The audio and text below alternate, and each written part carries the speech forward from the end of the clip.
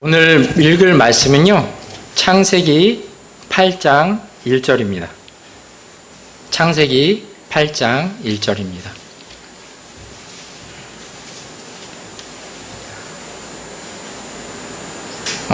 같이 읽도록 하겠습니다. 짧은 구절이니까 같이 읽도록 하겠습니다. 8장 1절입니다.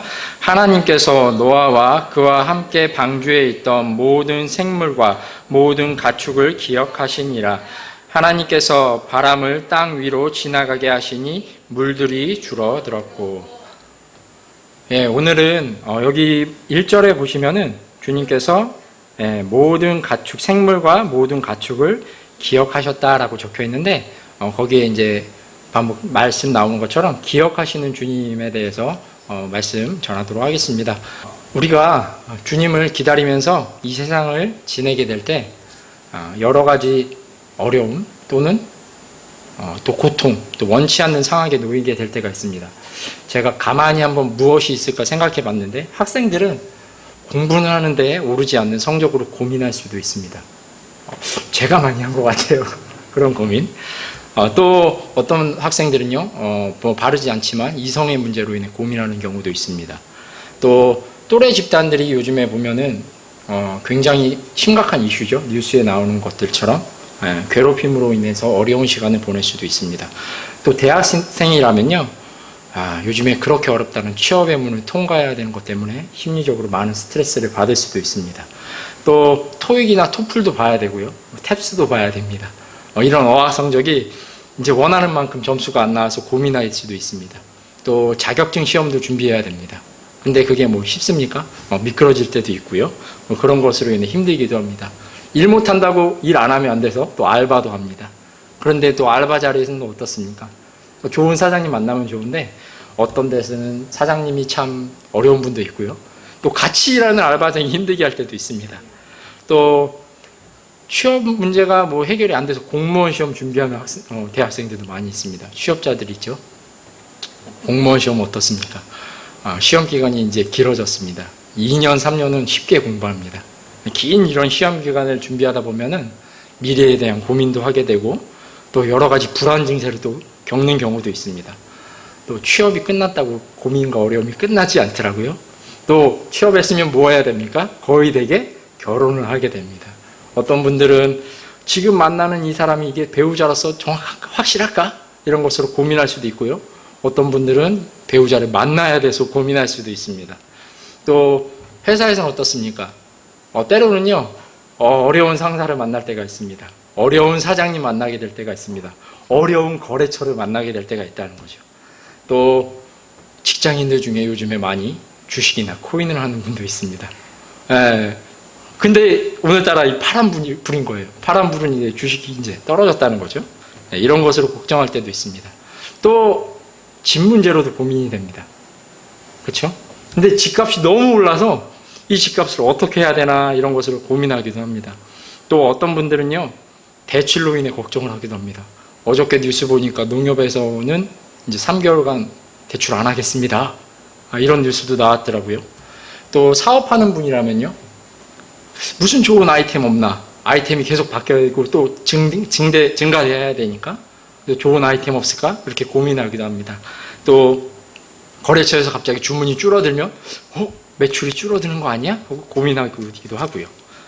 또 가정은 어떻습니까? 남편이나 아내, 배우자로 인해 근심하는 분들도 있습니다. 또 어떨 때는요, 아이들이 한참 사춘기를 지나고 있어서 집안 분위기가 전쟁터 같습니다. 이래서 걱정할 수도 있고요. 또 부모님들, 시부모님들, 또 친척, 또 형제 자매로 인해 걱정할 수도 있고 갈등이 생기기도 합니다. 또 저희 교회도 있지만 몸이 불편해서 기도하고 있고 또 어려운 시간을 보내는 분들도 있습니다. 그리고 특별히 이런 어려움만 있는 게 아니라 그리스도인들만 겪는 또 어려움이 있습니다. 이 그리스도인만 겪는 어려움은 무엇입니까? 하나님 말씀대로 삶이 살아가지지가 않는 거예요. 하나님 말씀을 알고 있는데 그 상황에서 믿음으로 답을 쓰지 못하는 겁니다. 또 나를 자주 올가매는 죄로 인해서 마음이 깊은 어둠 속에 이렇게 잠겨 있는 것, 그런 것도 경험할 때가 있습니다. 다들 그런 거 경험해 보셨죠?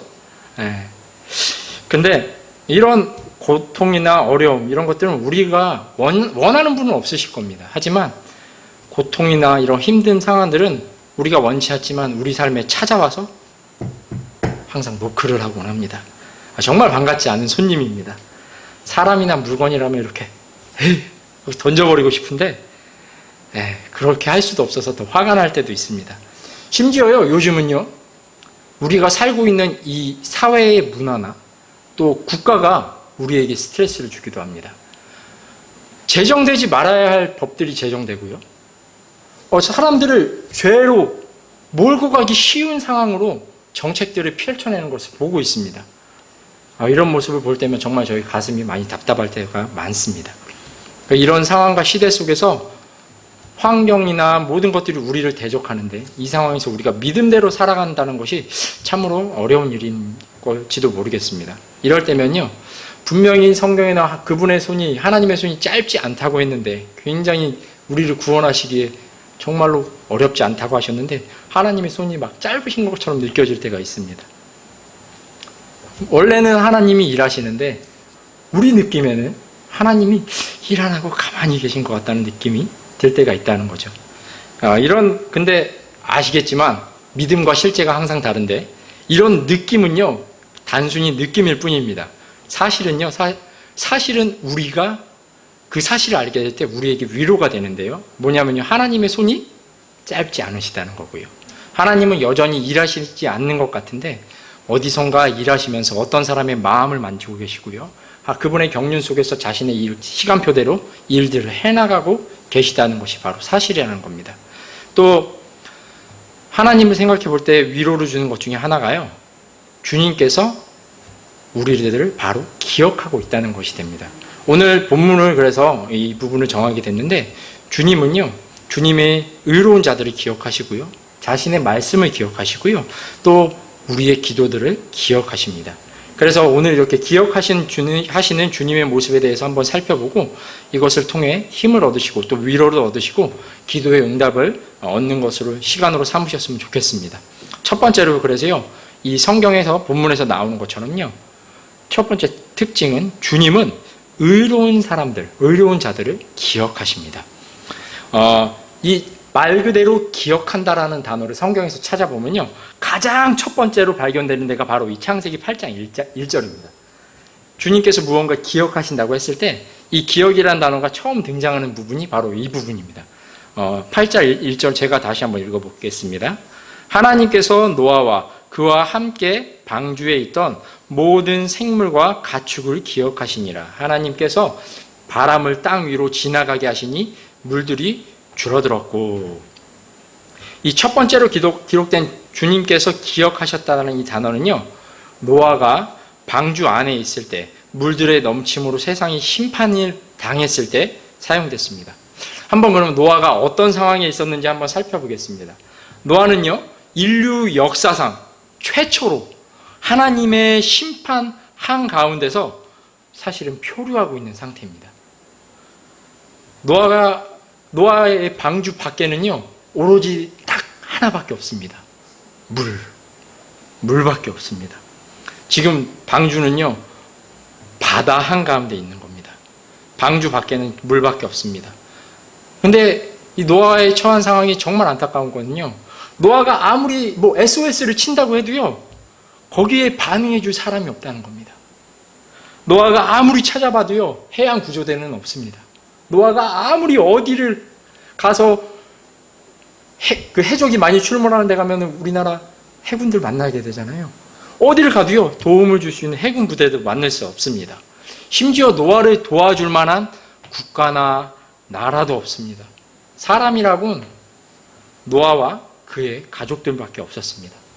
노아는 도움을 받을 수 있는 누군가가 말 그대로 없었습니다. 만약에 노아한테 이 핸드폰이 주어졌다면 진짜 이 보이스피싱이라도 하는 사람이 통화하고 싶었을지 모릅니다.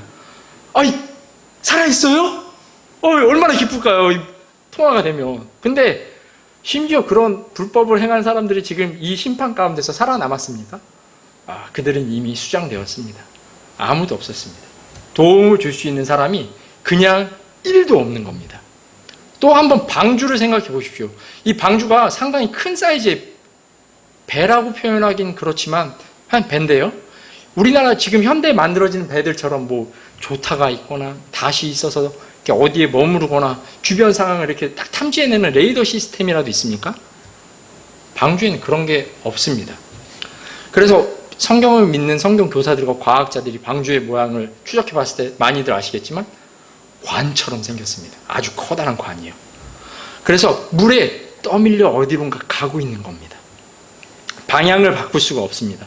근데 아시겠지만 세상이 물에 뒤덮였으니 산봉우리가 방주를 칠 수도 있는 겁니다.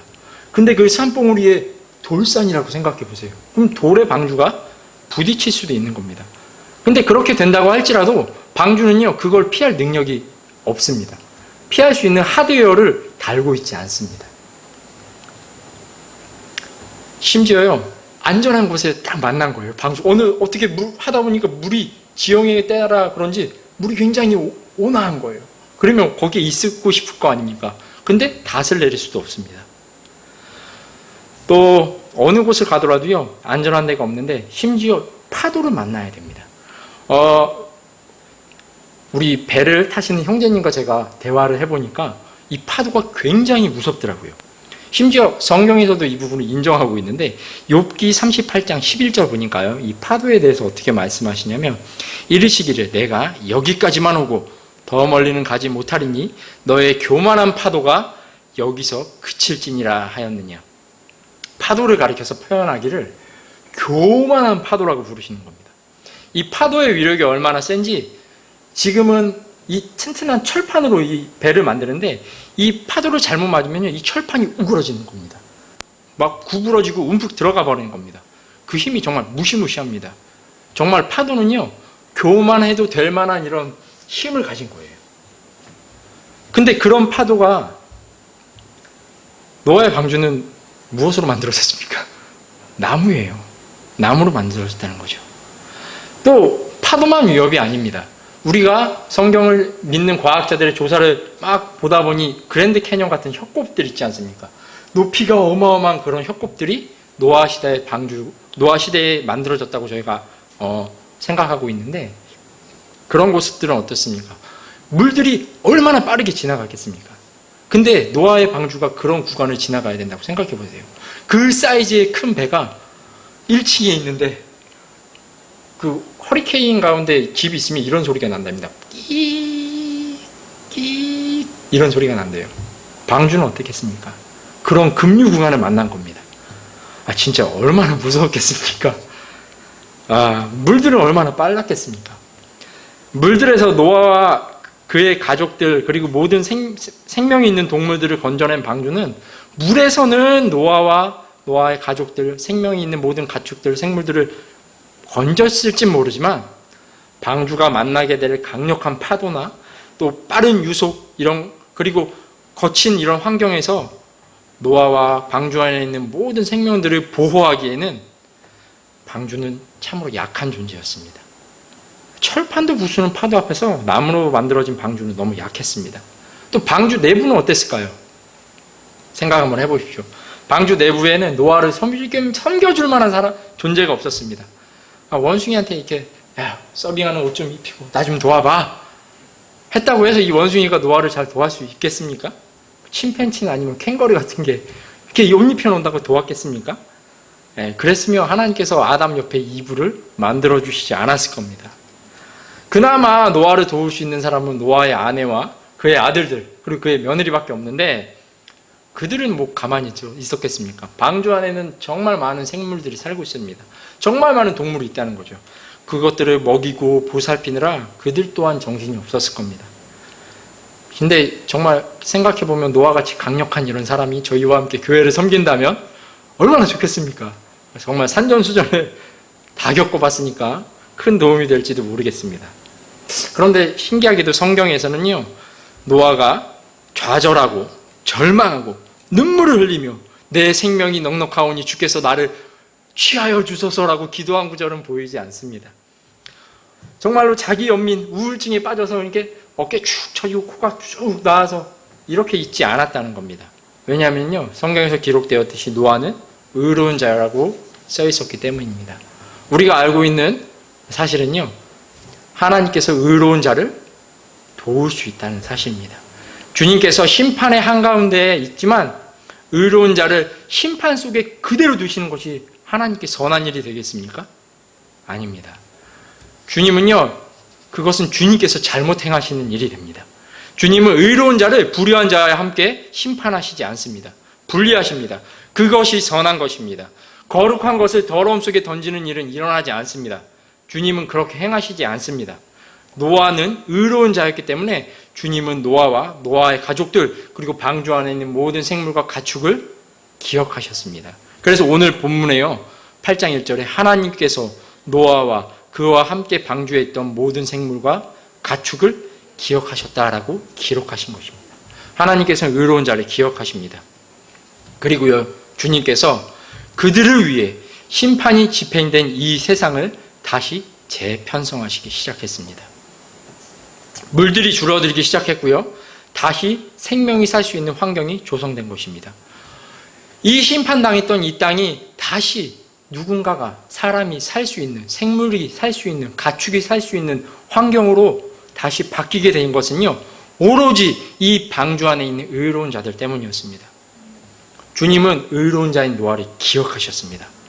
그렇다면 지금 이 시대의 의로운 자들은 어디에 있습니까? 누가 의로운 자죠? 첫 번째로 바로 우리 예수님입니다. 우리 예수님은 의로우신 분입니다.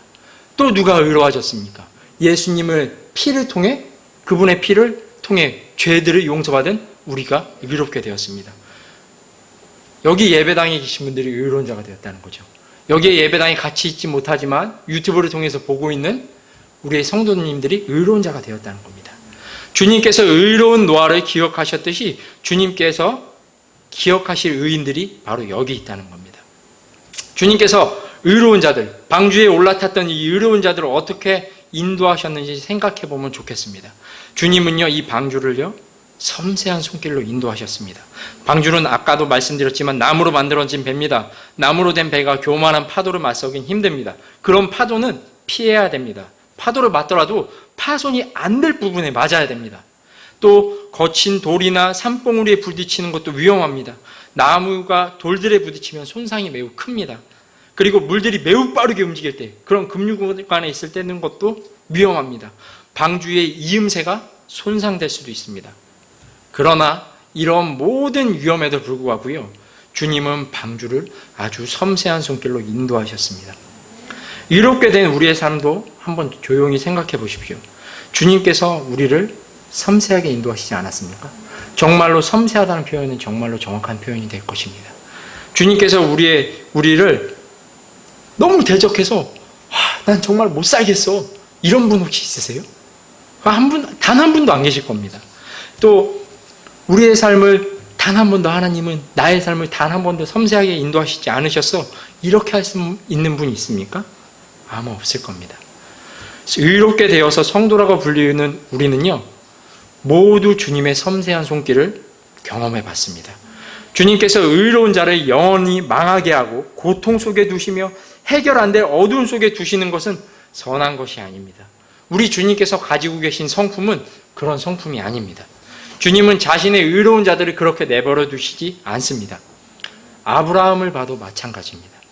주님께서 아브라함을 시험하실 때, 그의 하나밖에 없는 아들 이삭을 바치라고 했을 때, 아브라함은 주님에 대해서, 이런 주님에 대해서, 의로운 자를 기억하시는 주님, 또 어떤 믿음이 있었냐면요, 히브리서에 보니까 심지어 죽은 자들로부터 능히 그를 일으켜 세운다고 했는데, 그는 여기서 이삭을 얘기합니다.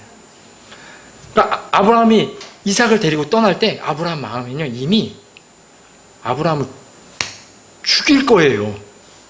그냥 그 마음이 그냥 세팅이 된 겁니다. 어디 안 갔습니다. 그냥 죽이겠다고 마음이 이미 세팅된 거예요.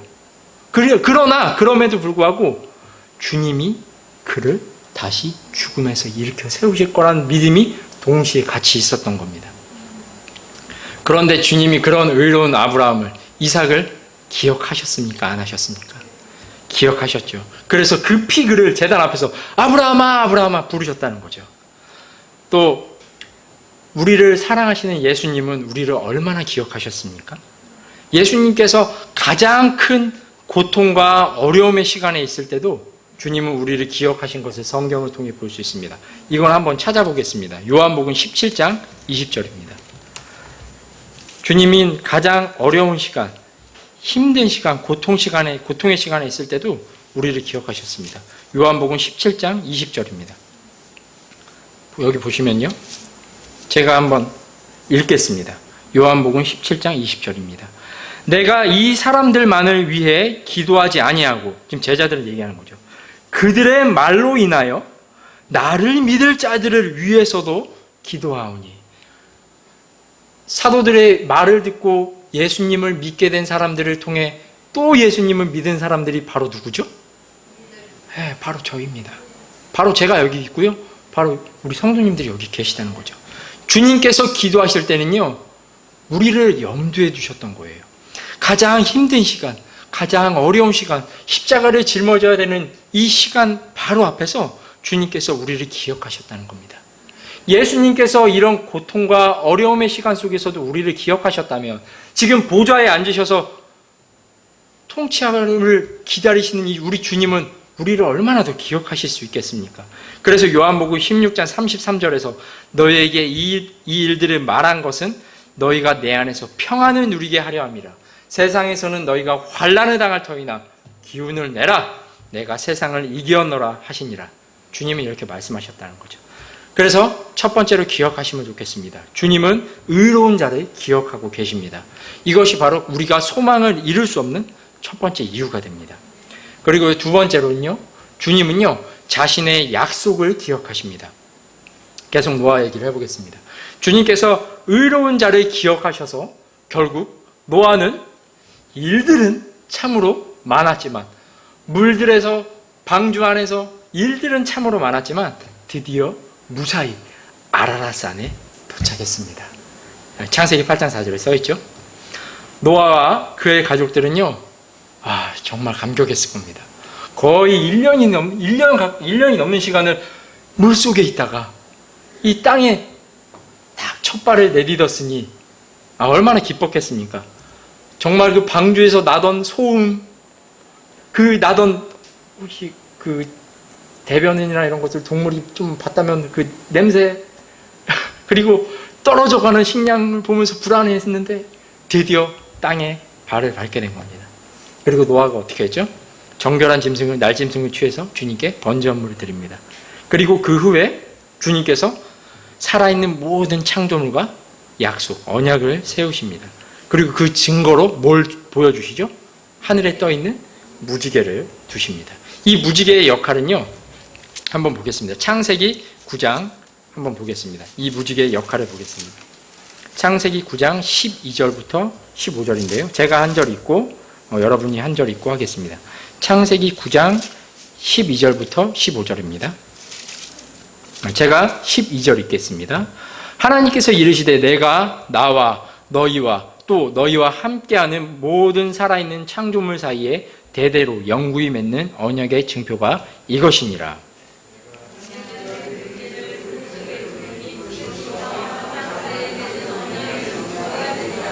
내가 구름을 가져와 땅을 덮을 때에 무지개가 구름 속에서 보이면 또 모든 육체에 살아있는 창조물 다시는 물들이 모든 육체를 멸하는 홍수가 되지 아니하리라. 이 말씀에서 보이는 것처럼요, 이 무지개의 역할은요, 주님께서 창조물들과 약속하신 약속을 기억나게 하는 일을 합니다. 근데 이 성경에서 무지개가 나오는 부분을 가만히 이렇게 제가 찾아보니까요, 전부 다 어려운 상황에서만 등장을 하더라고요. 자, 보십시오. 첫 번째 이 무지개가 등장하는 장면이 창세기 9장인데 첫 번째 무지개, 노아가 만난 이 무지개는요, 어떤 상황에서 주어졌습니까? 노아가 땅을 딱 밟는 건 좋았는데 그 후가 이제 문제죠. 이 노아가 밟은 이 세계는요, 집도 없습니다. 옷도 없습니다. 음식도 없습니다. 홍수에서는 살아났지만 노아와 가족만이 정말 이 드넓은 땅에서 덩그러니 살아나게 된 겁니다. 이제부터 노아는 정말 할 일이 많아졌습니다. 먼저 내 집 마련부터 해야 됩니다. 방주를 지어봤으니까 그래도 다행입니다. 집은 좀 빨리 지었을 거라고 생각을 하는데요. 어딘가 정착을 해야 되니까 집을 지어야죠. 그리고 아무리 돌아다녀봤자 나무랑 풀밖에 없으니 가도 보이는 건 나무요 풀이니 사람은 없으니 그래도 정착은 해야겠죠. 정착을 하고 무엇을 당장 시작해야 되죠? 땅을 경작을 시작을 해야 됩니다. 음식물을 키워야 되기 때문입니다. 그래서 창세기 9장 20절에 보니까 노아가 농부가 되었다고 써 있는데 이렇게 집 짓는 일 외에도 식량을 키워야 됐고요. 땅을 개간해야 됐습니다. 가만히 있다고 해서 절대 음식이 생기지 않았습니다. 아담 이후로 얼굴에 땀을 흘려야지만 빵을 먹을 수 있었습니다. 노아라고 해서 이 예외가 적용되지 않았습니다. 거기다가요, 이 노아는요, 인류가 처음으로 겪어야 될 추위라는 것을 지금 대비해야 됐습니다. 한 번도 못 느껴봤을 거예요. 오, 눈이 내리네. 이게 뭐지? 얼마나 당황스러웠겠습니까? 추위를 대비해야 됩니다. 추위가 오면 음식물 또한 없습니다. 이처럼 노아는 아무것도 없고 황폐한 땅에서 모든 것을 전부 다시 시작해야 될 때 주님께서 이 무지개의 언약을 노아에게 주셨습니다. 가장 어려울 때에, 가장 큰 도움이 필요할 때에 주님께서 노아에게 약속을 주신 겁니다. 그리고 이 약속은 내가 기억할 거야 라는 거였다는 거죠. 주님은요, 우리에게 어려운 상황에 있는 것을 아십니다. 하지만 이 어려운 상황에서도요, 믿음을 가지고 주어진 상황에 답을 쓰기를 원하고 계십니다. 주님은요, 우리를 기억하고 계십니다. 주님께서 주신 이 말씀들을 주님은 기억하고 계시다는 거죠. 그리고요, 두 번째로 나오는 무지개는요, 신기하게 에스겔에서 나옵니다. 에스겔에서 1장 28절에 나오는데요. 한번 찾아보겠습니다. 에스겔 1장 28절입니다. 에스겔 1장 28절에 나옵니다. 다 같이 읽겠습니다. 에스겔 1장 28절입니다. 읽도록 하겠습니다. 사방으로 퍼지는 그 광채의 모양은 비오는 날 구름 속에 있는 무지개 모양 같았더라. 이것은 주의 영광의 모습을 가진 모양이더라. 내가 그것을 볼 때에 얼굴을 대고 엎드려 말씀하신 분의 음성을 들으니라. 이 두 번째 등장하는 건요, 바로 이 에스겔에 있을 때의 무지개입니다. 근데 이 에스겔도요, 지금 상황이 참 좋지 않습니다. 에스겔서 1장에 보면요, 이렇게 써 있습니다. 1장 1절과 2절에 이제 제 30년 4월 그달 5일 내가 그발 강가에서 포로들 가운데 있을 때에 하늘들이 열리며 하나님의 환상들이 내게 보이니라. 지금요, 에스겔은요, 상태가 좋지 못합니다. 상황이 좋지 못합니다. 포로로 돼 있는 거예요. 정말로 이 포로의 생활이 어떠할지 하나님이 나타나시는 그 아래 보시면 에스겔에서 1장 4절에 하나님이 나타나시는 부분이 있는데 이것마저 이 이스라엘을 생각해 볼 때는 포로된 이 유다 백성을 생각해 볼 때는 이것도 참 어두워 보입니다. 1장 4절은 사실 하나님이 임재하시는 장면인데 제가 한번 읽어볼게요. 내가 보니 북쪽에서 오는 회오리 바람과 큰 구름과 스스로를 감싸고 있는 불이 왔는데 라고 적혀있는데 제가 볼 때는 이것이 마치 포로가 된 유다 백성의 삶을 이제 무슨 일이 펼쳐질지를 보여주는 것 같습니다. 북쪽에서 오는 바람은 기본적으로 어떻겠습니까? 시원하겠죠. 차가울 겁니다. 하지만 이스라엘 유다 백성에게 차가울 거란 거죠. 바람이 오는데 더위를 식혀주는 바람이 아니에요. 지금 요즘 좀 밤에는 좀 차가운 바람이 부는데 더위를 식혀주는 이런 바람도 아닙니다. 이 바람은요, 회오리 바람인 거예요. 이스라엘 유다 백성에게 지금 처한 이 상황은 회오리 바람이 오는 것 같은 거예요. 하나님 임재하시는 장면이긴 한데 또 어떻습니까? 큰 구름이 몰려오는 것 같습니다. 노예 생활을 해야 되니 또 불이 있는 거예요. 불. 이 포로가 된 유다 백성을 생각해 볼 때 이런 표현들마저 너무 힘이 빠지고 맥이 빠질 수 있는 상황이 되는 것입니다. 그런 표현이 된다는 거죠.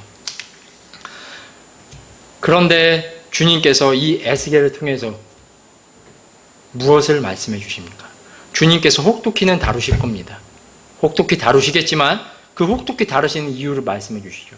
왜 그렇습니까? 바로 우상 숭배 때문이었죠. 또 혹독히 다루시지만 주님께서 자신의 약속을 기억하셔서 그들을 다시 회복시키실 것도 알려주십니다. 그것을 기억나게 해주신다는 거죠. 노아가 아무것도 없는 세상에서, 정말 아무것도 없는 세상과 상황에 속했을 때 무지개를 펼쳐 보여주시면서 내가 기억한다는 걸 보여주셨다면, 에스겔은요, 모든 것을 잃어버리고 많은 것을 잃어버린 상황에서 주어지게 되었다는 것이죠. 또 세 번째 무지개는요, 재미있게도 요한계시록에서 발견이 됩니다. 요한계시록 4장입니다. 한번 같이 또 찾아보겠습니다. 요한계시록 4장 1절에서 3절입니다. 4장 1절에서 3절입니다. 교독으로 읽어보겠습니다. 제가 먼저 1절 읽겠습니다. 요한복음 4장 1절에서 3절입니다. 이 일 뒤에 내가 바라보니 보라, 하늘에 한 문이 열려있더라. 내가 들은 첫째 음성, 곧 나팔 소리같이 내게 이야기하던 음성이 이르되 이리로 올라오라. 이후에 반드시 일어날 것들을 내게 보이리라 하더라.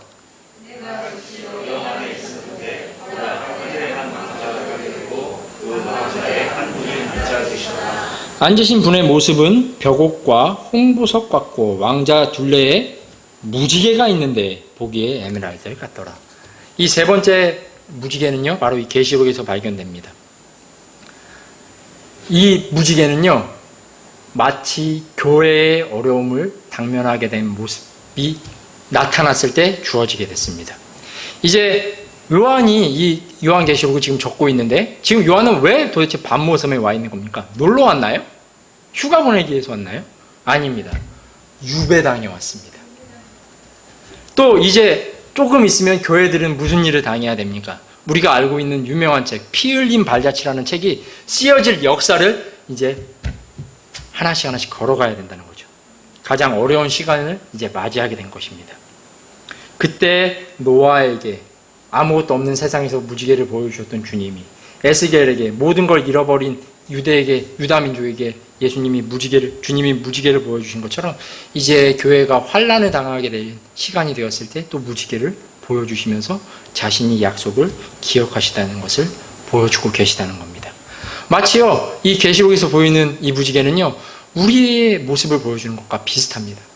우리 교회들의 모임이 뭐죠?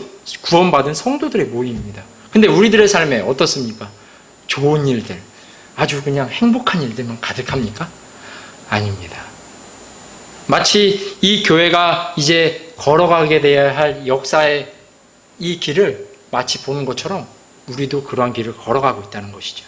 하지만 주님께서 우리에게 하시는 말씀은요, 주님께서 자신의 약속을 바로 기억하신다는 겁니다.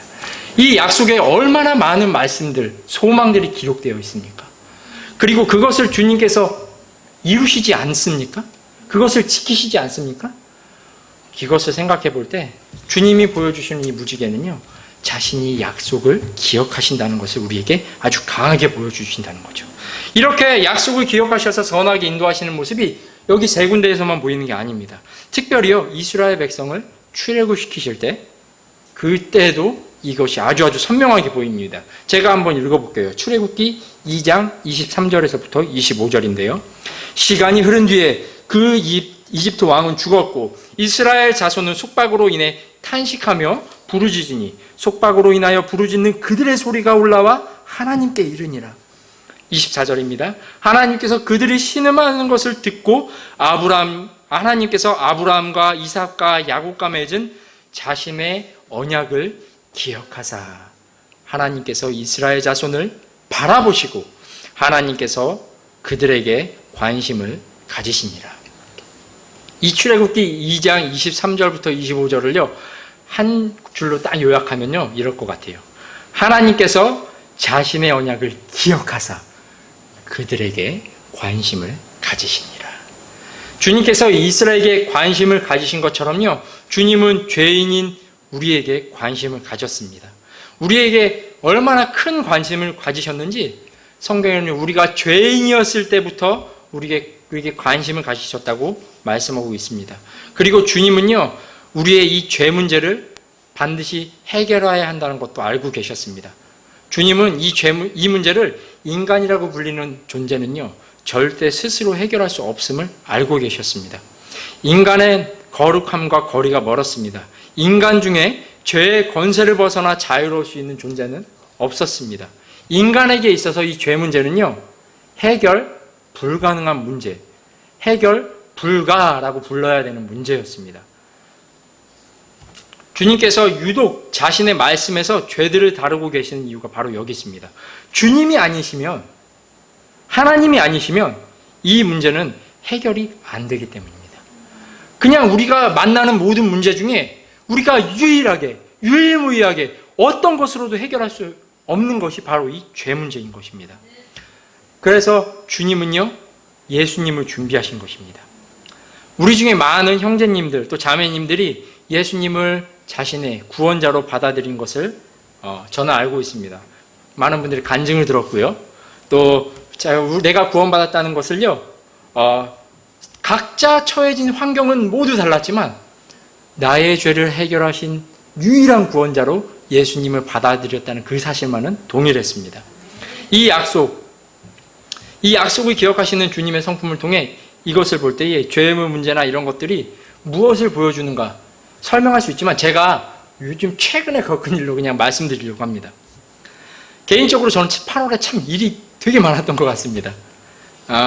일의 오도가 좀 줄어들었고요. 차가 문제가 생겨서요, 고속도로 1차선에서 떡 하고 멈춰섰어야 됐습니다. 아이들을 다 태우고요. 1차선에서, 지금 끝차선이 아니라요. 그리고 이렇게 막 돈이 많이 지출되고 막 일도 좀 줄고 막 이러니까 제가 어떻게 됐습니까? 코가 이렇게 아래로 슉 길어지기 시작하더니 어깨에 곰 2마리가 내려앉아서 이렇게 훅 쳐져 있더라고요. 제가 그 동물의 왕국 이런 것들을 좀 좋아하는데 이 겨울잠을 자고 난 이 곰들이요, 사냥을 하러 이렇게 물가에 와요. 그리고 사냥하려고 물속에 탁 들어갔다가 아무것도 못 잡은 채 이렇게 탁 놀라우는 장면을 제가 본 게 있는데 얼마나 앙상하던지 마치 제 모습이 그래 보이는 거였습니다. 만약에 이 영적인 컨디션을 표시하는 그래프가 있다면 이 파란색 불이 들어오면서 막 쭉쭉쭉쭉쭉쭉쭉 아래로 떨어지는 것 같은 그런 모양이었습니다. 그래도 그런 상황 가운데 세차를 하겠다고 밤에 홀로 집을 나섰습니다. 근데 저는 이 시간을 찬양합니다. 주님께서 제가 그 밤에 세차로 나가라고 보내신 게 맞더라고요. 세차할 때 아시겠지만 혼자 하니까요, 말할 사람도 없고요, 저를 아는 분도 없습니다. 그래서 귀에 이어폰을 꽂고 제 핸드폰을 보니 설교가 다운되어 있어서 그것을 탁 눌렀습니다. 2020년 8월 19일 설교였습니다. 설교자는 말하지 않겠습니다. 긍휼의 자리라는 설교를 했고요. 여러분이 원하시면 마라나타 침례교회 홈페이지에서 다운받을 수 있습니다. 아무리 근데 생각해봐도요, 목사님이 설교하신 긍휼의 자리라는 설교랑 지금 제가 겪고 있는 이 상황 가운데 있는 거랑은 별로 그렇게 큰 관계는 없어 보이더라고요. 그래서 그래도 뭐 하나님 말씀이니까 듣자. 그래서 이게 딱 플레이를 하고 있었습니다. 한참 차를 닦고 차에 이제 퐁퐁 같은 거 묻은 거 이렇게 닦아내고 이렇게 말리고 있는데 목사님께서 긍휼의 자리에 대해서 아주 자세히 세세히 설명하고 계신 거예요. 근데 이게 다 죄 문제로 인해서 오시는 우리 예수님에 대해서 계속 보여주고 있는 거예요. 그런데 이 설교를 제가 듣다가 주님께서 가만히 제 속에서 불쑥 한 가지 질문을 생각나게 해주셨습니다.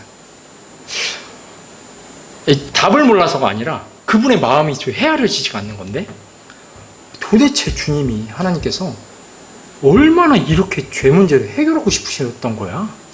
이 질문을 하게 됐어요. 지금 주님, 목사님 구약의 설교를 하고 계신데 이 긍휼의 자리를 설명하면서 사실 그게 시리즈잖아요. 이 출애굽기 시리즈에서 계속 나오신 게 죄의 문제를 다루시는 하나님의 모습, 창세기부터 시작해서 에스겔서부터 시작해서 뭐 전부 다 무슨 문제를 다루시고 계시죠? 죄의 문제예요. 얼마나 디테일하신지, 설명이 얼마나 긴지 우리를 잠들게도 때로는 만드는 이런 성경이라는 거죠. 얼마나 디테일한지요. 그러면요, 만약에 사람이라면 도대체 얼마나 저걸 해결하고 싶어서 이렇게까지 하는 걸까? 이런 생각, 이런 질문이 불쑥 제 안에 들어온 거예요. 주님은요, 그래서 이제 뭐 답은 다들 알고 계시겠지만 주님은요, 정확히 너무나 정확히 나 아니면 이거 해결 안 되라는 걸 알고 계셨던 거예요. 주님이 아니면요, 아무도 손을 못 대요. 진짜예요. 아무도 손을 못 대는 거예요. 그냥 바라만 봐야 돼요. 할 수 있는 거는 지켜만 볼 뿐. 손 모으고 어쩌지? 발 동동 구르는 거. 이것 말고는 없어요. 아무도 손 못 대요. 그래서 하나님이요, 이것만 해결하시는 것처럼 보이시기도 하지만 성경은요, 이걸 해결하시기 시작하시는 거예요. 주님이요, 근데요, 이것을 해결하시려고 그냥 강 건너 불구경하시 그렇게 해결하시는 게 아니에요. 물 이렇게 멀리 떨어서 물을 이렇게 쏘시는 게 아니에요. 굉장히 적극적으로 개입하셔서 이 죄 문제를 해결하시려고 노력하시는 거예요. 그리고 그것에 대한 가장 적극적인 해결책으로 누구를 보내시죠? 예수님을 보내신 거예요. 근데 또 주님이 그런 죄 문제를 해결하셨다면 하나님께서 내 문제는 안 해결해 주실까? 하나님이 이 문제를, 제가 만난 모든 문제는요, 사실 따지고 보면 전부 해결 가능한 문제잖아요. 맞죠? 여러분이 당하는 문제 중에 해결 불가능한 문제 뭐 있습니까? 죄 문제 제외하고요. 사실 아무것도 없습니다. 돈이면 다 해결될 수도 있고요. 그래서 제가 속된 말로 돈이면 다 해결될 수도 있고요. 때로는 우리가 마음 조금만 고쳐먹으면 해결되는 일도 있고요. 그렇다는 거죠. 해결 불가한 문제는 없다는 겁니다. 근데 이 해결 불가인 문제를 해결하신 하나님께 해결 가능한 문제를 가져가는 저의 발걸음은 사실 어때야겠습니까? 토끼가 막 뛰어가듯 막 너무 가벼워야 되지 않겠습니까?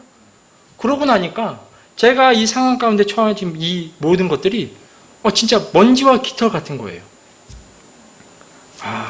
내가 얼마나 심각하게 떨어지기 시작했으면 주님이 이렇게 밤에 홀로 나와 닦으면서 깨끗하게 하면서 내 마음을 깨끗하게 하는 시간을 허락하셨을까라는 생각을 하게 됐습니다. 주님은요, 이렇게 자신의 약속, 자신의 언약을 기억하십니다. 하나님의 성품 앞에서 우리를 하나님 내버려 두시는 분이 아니십니다. 그분 앞에서 자신의 의로운 자들을 기억하시고요, 자신의 약속을 기억하시는 주님께서 우리를 기억하신다는 겁니다. 이렇게 되니까 제가 무엇을 할 수 있었겠습니까? 기도할 수 있었습니다. 그래서 세 번째로요, 주님은 우리의 기도를 기억하십니다. 기도를 기억하시는 주님을 생각하시기 바랍니다. 기도를 그래서 하기 전에 사실 집에 가서 한번 성경을 쭉 찾아봤습니다. 뭘 찾았냐면 사실 오늘 본문인데 기억하시는 주님이 진짜 어떤 모습인가 궁금했어요. 그래서 쭉 찾아봤어요. 한 259절 정도 나오더라고요. 그래서 제 나름대로 이제 주제들을 가지고 이렇게 이것저것 이렇게 해보니까 주제를 한 15가지에서 16가지 정도로 이렇게 해서 나눌 수 있겠더라고요. 그래서 몇 가지 한번 소개시켜 드리면, 가장 힘들 때 하나님께서 인도하셨음을 기억하길 원하시더라고요. 신명기 8장 2절에 나오는데요. 너는 주 내 하나님께서 이 40년 동안 광야에서 너를 인도하신 그 모든 길을 기억할지니 라고 적혀 있더라고요. 주님께서 이스라엘 백성에게 정말 40년 동안 광야에서 출애굽에부터 나와서 제대로 된 군대도 없이요, 40년 동안 거기에 있는다는 건요, 치안이 아주 취약했던 그 당시에는요, 정말 매우 힘든 그런 여건이었다는 거죠. 또한 먹을 것이 있었습니까? 없었잖아요. 하나님이 내시지 않으면 굶어야 되는 상황입니다. 하나님이 물을 허락하시지 않으면, 반석에서 물을 내시지 않으면 못 마시는 거예요. 단백질은 어떻습니까? 주님께서 메추리를 내보내시지 않으면 입도 될 수 없는 상황인 겁니다. 하지만 그런 힘든 가운데서도 주님께서 이스라엘을 기억하셨다는 것을, 가장 힘들 때 인도하셨다는 것을 기억하게 원하신다는 것을 발견했습니다.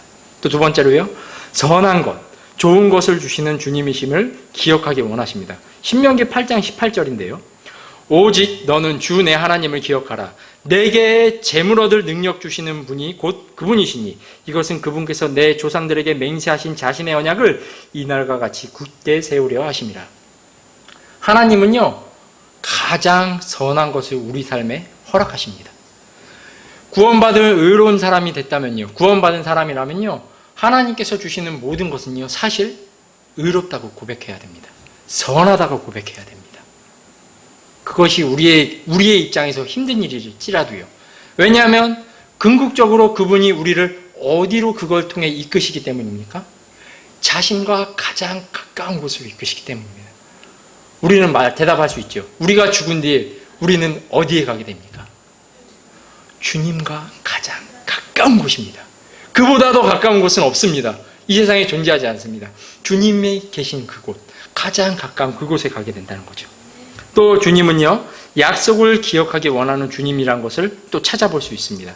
오늘 그 본문이었던 첫 번째로 본 창세기 9장 19절, 무지개가 구름 속에 있으리니 이것들이 영존하는 언약을 기억하게 한다는 이 부분이에요. 또 때로는 의인들이 의롭게 행동한 것을 주님께서 기억해달라고 주님께 기도하면서 간청하는 모습도 있더라고요. 이거는요, 히스기야가 그렇게 기도했습니다. 열왕기하 20장 3절에 오 주여 간청하오니, 히스기야가 이렇게 기도하는 거예요. 내가 진실함과 완전한 마음으로 주 앞에서 걸었으며 또 주의 눈앞에서 선한 것을 행하였음을 이제 기억하옵소서. 그렇게 해서 히스기야가 통곡했다고 써있는데 어떻게 됐습니까? 그의 생명이 연장되기도 했습니다. 또 우리가 당하는 고통과 어려움을 기억해달라고 기도할 수 있더라고요. 제가 이게 기억이라는 단어를 찾아보면서 나누다 보니까 이런 것들이 또 있더라고요. 대표적으로요, 라헬과 한나가 있습니다. 이 두 여인이 겪었던 어려움은요, 하나님께서 자신에게 사랑스러운 아이들 주시지 않는 거예요. 그래서 창세기 30장 22절에 하나님께서 라헬을 기억하시니라. 하나님께서 그녀에게 귀를 기울이시고 그녀의 태를 여셨으므로 라고 적혀 있어요. 또 사무엘기상에서는요, 이제 한나가 서원하여 이르되 오 만군의 주여, 만일 주께서 참으로 주의 여종의 고통을 돌아보시고 나를 기억하시며 주의 여종을 잊지 아니하사 주의 여종에게 사내 아이를 주시면 내가 그의 평생토록 그를 죽게 드리고 삭도를 그의 머리에 대지 아니하겠나이다 하니라. 그래서 한나는 누구를 얻게 됩니까? 사무엘을 얻게 된 거죠. 이런 성경들 기록들을 볼 때 우리가 확신할 수 있는 것은요, 첫 번째로는요, 주님은 아주 기억력이 뛰어나시다는 겁니다. 여러분 중에 이 성경 외우시는 분 있나요? 제가 놀라운 기록들을 한번 본 적이 있는데, 초기에 기독교가 우리나라에 들어왔을 때, 한국에 들어왔을 때 선비라고 이렇게 선비 일을 하시던 분들, 그분들이 이제 맨 처음에 읽기 시작했다는 거죠. 근데 그분들 중에 어떤 분들은요, 우리가 갖고 있는 책 중에 일부를, 66권 중에 일부를 아예 암송하신 분도 있더라고요. 근데요, 주님은 이보다 더 하시죠. 그분은 이걸 지으셨습니다. 그분은요, 자신의 말씀이 어디에 무엇이 적혀 있는지 아주 잘 기억하고 계시다는 거죠. 그래서 우리가 이 성경들을 보면서 이 성경을 가지고 주님 앞에 기도할 때 이것이 자신이 하신 말씀이라는 것을 아주 분명하고 선명하게 기억하신다는 겁니다. 두 번째로는요, 주님께서 우리를 인도하시고 선한 것을 항상 주신다는 겁니다. 우리가 너무 잘 아는 말씀 있잖아요. 마태복음 7장 7절, 구하라 그리하면 너희에게 뭐죠? 주실 것이요. 찾으라 그러면 너희가 찾을 것이요. 두드리라 그러면 뭐죠? 열릴 것이니라. 구하는 자마다 어떻게 되죠? 받고, 찾는 자는 어떻게 돼요? 찾으며, 두드리는 자에게 열릴 것이니라. 누가 너희 중에 자기 아들에게 빵을 구하면 돌을 주겠느냐? 생선은 혹은 그가 생선을 구하면 그에게 뱀을 주겠느냐? 그런즉 너희가 악할지라도 너희 자녀에게 좋은 선물들을 줄 알거든. 하물며 하늘에 계신 너희 아버지께서 자기에게 구하는 자들에게 좋은 것을 얼마나 더 많이 주시겠느냐까지 안 찾아봐도 하나님께서는요, 우리에게 좋은 것을 주시고 선한 것을 주실 수 있다는 겁니다. 네, 그리고 세 번째로요, 이거 정말 참 위로가 되는 건데요, 우리가 고통 중에 주님께 기도할 때가 있습니다. 주님은요, 그때 모른 척하지 않는다는 겁니다. 라헬과 한나를 통해 볼 때 알 수 있습니다. 그것을 기억하고 바로 응답해 주신다는 겁니다. 여러분 기억하십시오. 하나님은요, 정말 의로운 자를, 구원받은 사람 기억하십니다. 그리고 자신의 말씀을 기억하셔서 그것을 지키십니다. 세 번째로 우리의 기도를 들으시고요, 기억하셔요. 그리고 우리가 고통 중에서 그 기도를요, 했던 그 기도를 응답해 주신다는 거죠. 사랑하는 마라나타 형제 자매님들, 주님은요 우리의 기도를 기억하고 계십니다. 계시록에서는요 특별히 이것을요 향으로 표현했습니다. 여러분 뭐 그런 경험 해보신 분 계실지 모르겠는데 우리는 어떤 특별한 향들을요 기억합니다. 그렇죠? 제가 경험한 것 중에 제가 신혼여행 갔을 때 그 리조트에서 어떤 특별한 향을 뿌려놓더라고요, 항상. 근데 그 냄새를 제가 어떤 장소에 갔을 때 또 맡았을 때가 있었어요. 근데 시간이 꽤 지났는데도 불구하고 이 냄새가 그때 여기서 맡았던 그 향기인데 라는 걸 알겠더라고요. 근데요 주님이요 그것을 향처럼 계시록에서 표현하시더라고요. 주님이 우리가 고통당했던 그것을 맡으실 때 아신다는 거예요. 기억하실 수 있다는 거예요. 그리고 자신의 말씀대로 우리에게 응답해 줄 수 있다는 것을 기억하셨으면 좋겠습니다. 그래서 조금 어려움이 있더라도 우리를 기억하시고 자신의 말씀과 약속을 기억하는 주님께 같이 기도하면서 주님의 오심을 기다리는 순결한 신부들로 준비되어져서 갔으면 좋겠습니다. 시편 20편 읽고 말씀 마치도록 하겠습니다. 시편 20편입니다. 시편 20편입니다. 제가 읽도록 하겠습니다. 시편 20편입니다. 고난의 날에 주께서 내 말을 들으시고 야곱의 하나님의 이름이 너를 보호하시며 성소로부터 내게 도움을 보내시고 시온으로부터 너를 강하게 하시며 내 모든 헌물을 기억하시고 내 태우는 희생물을 받아주시기를 원하노라. 셀라. 또 그분께서 내 마음의 소원대로 허락하시고 내 모든 계획을 이루어 주시기를 원하노라. 우리가 내 구원을 기뻐하며 우리 하나님의 이름으로 우리의 깃발들을 세우리니 주께서 내 모든 청원을 이루어 주시기를 원하노라. 주께서 자신의 기름 부음 받은 자를 구원하시는 줄 이제 내가 아노니 그분께서 자신의 거룩한 하늘로부터 자신의 오른손에 구원하는 능력으로 그의 말을 들으시리로다. 어떤 자들은 병거를 신뢰하며 어떤 자들은 말을 신뢰하나 우리는 주 우리 하나님의 이름을 기억하리로다. 그들은 낮추어지고 쓰러졌으되 우리는 일어나서 똑바로 서리로다. 오 주여 구원하소서. 우리가 부를 때에 왕께서는 우리의 말을 들으소서. 기도하겠습니다. 자, 오늘 이 말씀을 들으신 여러분들은 하나님께서 기억하시는 분이신 것을 들으셨습니다.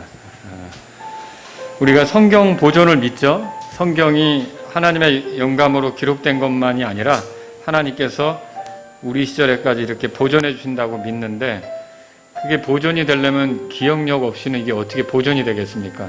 하나님의 기억력은 타고난 거죠. 하나님께서는 의로운 자들을 기억하시고 자신이 하셨던 말씀을 기억하십니다. 그리고 또 오늘 우리의 기도를 기억하신다고 그랬어요. 그럼 이제 우리는 어떻게 해야겠습니까?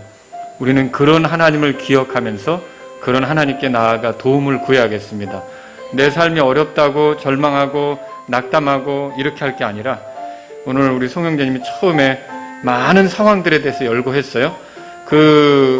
우리가 그런 상황 중에 하나에 봉착해서 힘들어할 수도 있는데 그때 절망할 게 아니라 우리를 기억하고 계신 하나님, 자신의 말씀을 기억하신 하나님께 그 말씀을 가지고 나가면서 하나님, 우리가 주님을 기억합니다. 어려운 때 우리를 인도하신 주님, 선한 것으로 우리에게 채워주시는 주님을 기억합니다. 약속하신 것을 이루시는 주님을 기억합니다. 우리의 삶을 지켜보시고 은혜로 이끄신 주님을 기억합니다.